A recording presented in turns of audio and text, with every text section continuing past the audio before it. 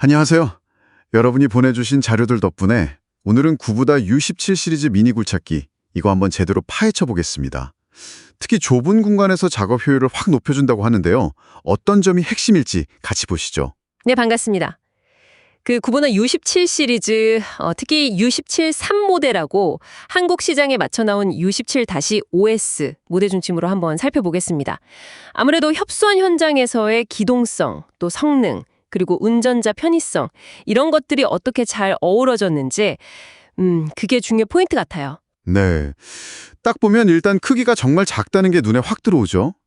자료 보니까 도심 속 좁은 골목길이나 심지어 실내 작업까지 생각한 것 같던데요. 맞습니다. 그게 바로 핵심인데요.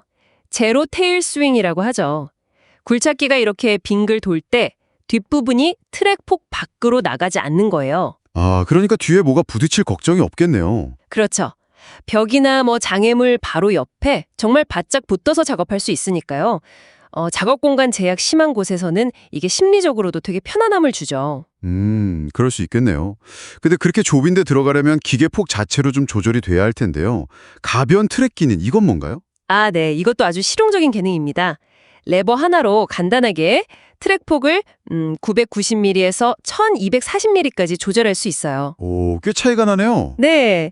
그래서 좁은 문 같은 거 통과할 때는 폭을 딱 줄였다가 이제 실제로 땅 파고 작업할 때는 쫙 넓혀서 안정성을 확보하는 거죠. 접근성이랑 안정성 둘 다 잡는 거군요. 그렇죠. 두 마리 토끼를 다 잡는 셈입니다. 근데 그렇게 작은 공간을 잘 다리면서도 힘이 약하면 안 되잖아요.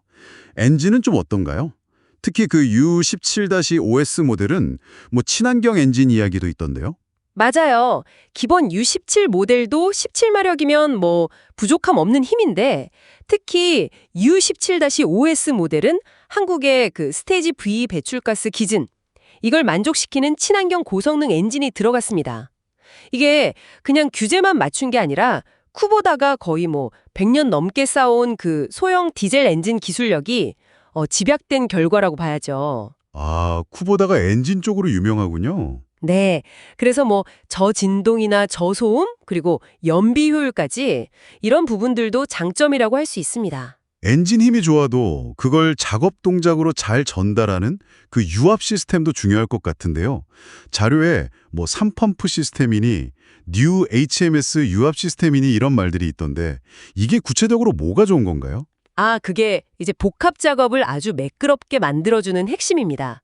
독립된 펌프 3개가 예를 들어 버킷 움직이면서 동시에 부음 올리고 암 당기고 스윙까지 하고 와, 여러 동작을 한 번에요. 네, 그렇게 여러 동작을 동시에 해도 서로 유압 간섭 없이 각자 힘을 제대로 유지하게 해주는 거죠. 특히 쿠보다의 뉴 HMS라는 그 유압 시스템은 이런 동시 동작 상황에서도 움직임이 아주 부드럽도록 정교하게 조율된 게 특징입니다. 그러니까 작업 속도도 빨라지고 운전하는 사람도 덜 피곤하겠네요. 그렇죠. 버킷으로 땅 파는 힘, 그 굴상력도 보니까 15.2kg 정도 나오던데 이게 동급에서는 거의 최고 수준이거든요. 웬만한 단단한 땅도 거뜬하다는 얘기죠. 야, 진짜 성능은 확실하네요. 그럼 성능 말고 운전자를 위한 배려는 어떤가요? 매일 타는 장비니까 이것도 중요할 텐데요. 디지털 계기판, 그냥 속도랑 연료만 보여주는 건 아니겠죠? 당연하죠. 기본적인 작업 시간이나 엔진 RPM, 냉각수 온도, 연료량 이런 건 기본이고요.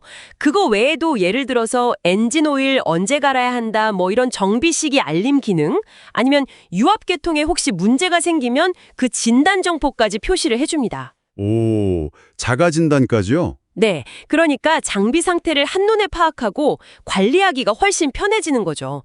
문제가 더 커지기 전에 미리 알 수 있고요. 안전 기능은요? 캐노피 강도 기준 중에 ROPS, FOPS 이런 게 있던데 그건 무슨 뜻인가요? 안전은 아무리 강조해도 지나치지 않죠. U17-OS 모델의 그 4조식 캐노피는요. ROPS, 그러니까 전복 시에 운전자 공간을 보호하는 구조 기준하고요. 또 FOPS, 위에서 물건 떨어졌을 때 운전자를 보호하는 그 기준을 모두 만족합니다. 안전하다는 거죠. 아, 네네. 그리고 또 하나 그 시동키에 IC칩이 내장된 도난 방지 시스템 SS키라고 부르던데요. 이것도 꽤 유용해요. 도난 방지요? 어떻게 작동하는데요? 등록된 정품 키가 아니면 아예 시동 자체가 안 걸립니다. 고가 장비인데 아무래도 도난 걱정을 좀 덜 수 있겠죠. 와, 그런 기능까지. 그럼 내구성이나 유지보수 편의성 이런 건 좀 어떤가요? 아무리 좋아도 자주 고장나거나 수리하기 불편하면 좀 그렇잖아요. 그 부분도 신경을 많이 쓴 것 같아요.